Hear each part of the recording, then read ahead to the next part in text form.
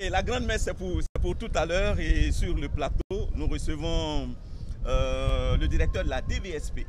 La direction de la veille et du suivi des programmes. Pardon? La direction de la veille et du suivi des programmes. Et c'est monsieur Joseph Désiré Kofi, inspecteur général et directeur de la veille et du suivi des programmes. Ok. Avec vous, on peut aller droit au but. Hein. Depuis un certain temps, nous disons que les enfants de l'école primaire, quelquefois, n'avaient pas le niveau. Et je pense que c'est vos structures qui disent tout ça. Qu'est-ce qui vous emmène vraiment à faire ce constat? Et puis, si on doit remédier, qu'est-ce qu'on fait? Mais je pense qu'aujourd'hui, un système éducatif ne peut pas évoluer sans pilotage. Et les activités que nous menons ont pour but justement d'aider à la prise de décision. Et en mesurant le niveau des élèves et surtout en essayant de répondre à la question suivante, comment fonctionnent nos classes? Et puis surtout, qu'est-ce que les élèves apprennent? Et donc, à travers les enquêtes, nous essayons d'identifier tous les facteurs qui peuvent aider les élèves justement à améliorer leur performance. Et donc, pour cette année, nous avons choisi d'aller vers les acteurs de terrain. C'est ça. Donc, de partager ces résultats. Ça ne sert à rien de faire des grandes enquêtes si après les résultats restent confinés dans les tiroirs.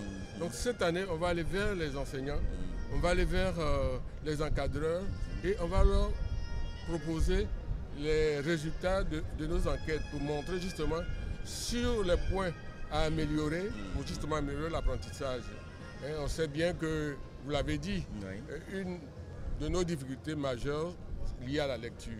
Si on améliore la lecture de nos élèves, on va améliorer leur rendement. Et donc, il faut qu'on aille vers les enseignants pour justement indiquer les points faibles et les amener à partir d'une didactique appropriée. Parce que apprendre à lire, c'est tout un art.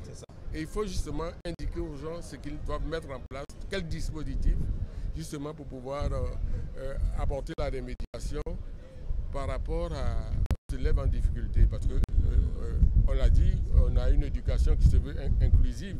Donc ça veut dire que ça s'adresse à tous les publics.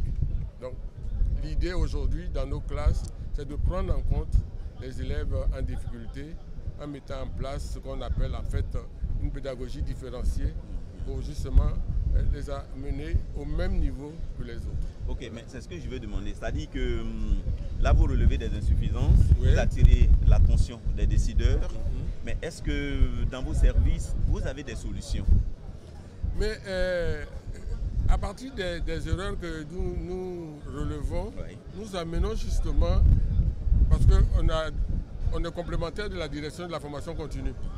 Donc, il s'agit de mettre, après les observations des classes, les insuffisances, de mettre en place un dispositif de remédiation. Et c'est là où, en informant les encadreurs pédagogiques, ils peuvent mieux cibler les apprentissages. Parce que souvent, on fait de la formation continue, mais sans avoir pris en compte réellement les besoins des enseignants. C'est ça. Or, à travers nos études, nous identifions ces besoins-là. Ce qui permet, après, d'assurer l'encadrement, d'orienter l'action et de renforcer les enseignants. Parce qu'on a montré qu'effectivement, il y avait un problème au niveau de la didactique des disciplines. D'accord. Et donc, comment faire pour justement améliorer cet apprentissage? Ok. Voilà. Merci mon directeur, mais le dernier mot, c'est le souhait de tout le monde qu'il ait une école apaisée pour permettre aux enfants, bien sûr, de travailler dans de bonnes conditions. Tout à fait. Est-ce que vous avez un mot à dire à l'ensemble de ces élèves? Bien entendu, je crois que, on l'a dit, un des leviers sur lequel il faut agir, c'est le temps scolaire. Et pour qu'on ait justement suffisamment de temps, il faut qu'on ait un climat apaisé. Je crois qu'on a tous intérêt à faire en sorte que l'école aille bien. Et personne n'a intérêt à créer le désordre. C'est pour ça que les gens comprennent que c'est par un environnement apaisé, sécurisé, qu'on va arriver à la qualité. Parce que tous ces éléments participent de la qualité des élèves. Voilà. Très bien. Okay. Nous recevons M. Kofi Joseph Désiré. Il est le directeur de veille et de suivi des programmes. En tout cas, merci et nous vous souhaitons une très bonne rentrée scolaire 2019-2020. Merci.